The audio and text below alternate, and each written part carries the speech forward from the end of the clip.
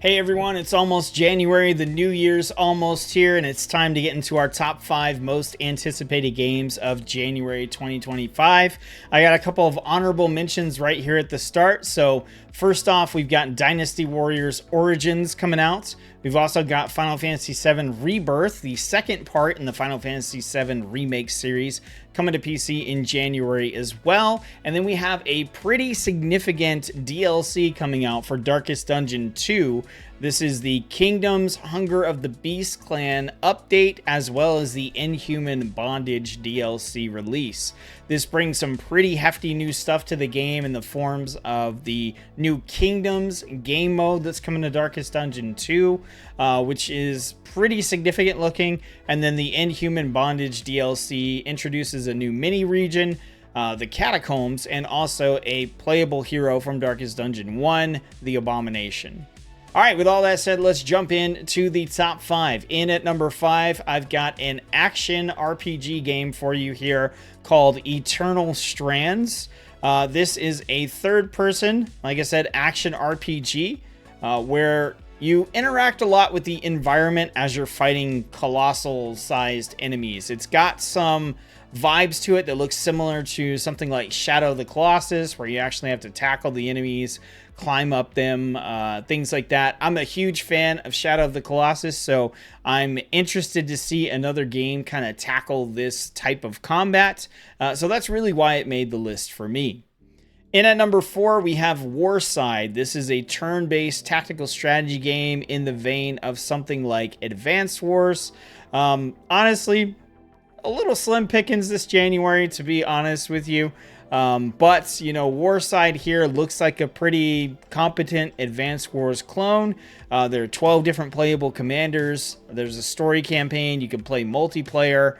It's just, you know, if you're into this kind of game, this looks like a pretty solid one for you to check out. In at number 3 is Citizen Sleeper 2, Starward Vector. So Citizen Sleeper, the original, was a dice-driven RPG that I didn't have the opportunity to play, or when I had the opportunity, I didn't take it. It always looked really interesting to me, but personally, I'm not a huge fan of sci-fi. But the game got so much critical and community acclaim that it made me interested in it. But by the time I got around to potentially checking it out, they had already announced Citizen Sleeper 2. So this is going to be coming out this month in January. And I think if anything, this would be the place for me to jump in and check it out. So we'll probably do a little preview here on the channel and then see how it goes from there.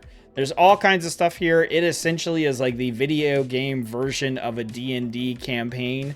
Not necessarily in the vein of something like Baldur's Gate, but a much more kind of pen and paper feel is what it looks like to me.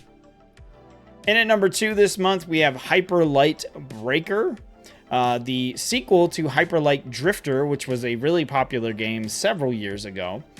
This one has moved from the 2D pixel art style of the original into a sort of 3D arena. It looks graphically really compelling, really interesting. It's a roguelike, so their world is ever changing. There's new stuff for you to do. You've got a lot of different abilities, tactics, and strategies that you can use. And honestly, the studio that developed this had a pretty good pedigree, and their first title, again, Hyper Light Drifter, was really well received. I know there's been some like development or some sort of other issues going on with Hyper Light Breaker, but it seems like they've come out the other side of that fairly well, and so I'm interested to see what they've cooked up for us this January. And then finally, number 1, my most anticipated game of January, which again, I'm telling you, it kind of felt like slim pickets in January. But that said, you know, I always want to give these games a shot. The number 1 game is Orcs Must Die Deathtrap. Now, I primarily played Orcs Must Die 2, which I did really enjoy. I like that sort of tower defense plus third-person combat and gameplay that you find in this series, you find in like the Dungeon Defender series. I just really think it's been a long time since we got one that was actually good. The follow-ups to Orcs Must Die 2 were not that great. I think there were 2 or 3 of them that came out and they just weren't really well received.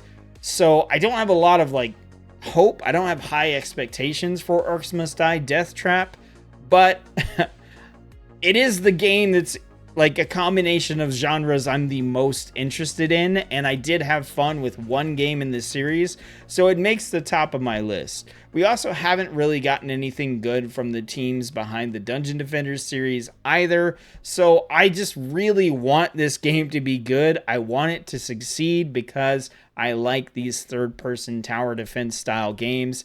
That being said, I've seen the cast of characters in the game, and they are not cool, in my opinion. They don't look very cool. So that kind of set the bar even lower for me. So I don't know. We'll just have to see. I'm really hoping to get my hands on this and play it. It comes out towards the end of the month, so maybe we'll be able to check it out. And that's going to wrap up the top 5 most anticipated games for January. Hope you enjoyed this video. A little bit of a new format here. Let me know what you think. I'm trying out new things in 2025 here on the channel. So your feedback is definitely appreciated on what you think is going well and maybe what you think could use some improvements. So, all right, thanks. I appreciate you tuning in to watch the video. If you enjoyed it, hit the like button, subscribe, share it with a friend, all that kind of good stuff. Thanks for taking the time to watch one of my videos, and I'll see you on the next one.